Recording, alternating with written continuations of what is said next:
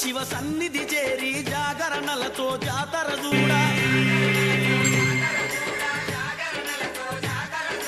గరల కంటుడా కావుమయ్యాని గడియ గడియ పడి పూజలు చేయ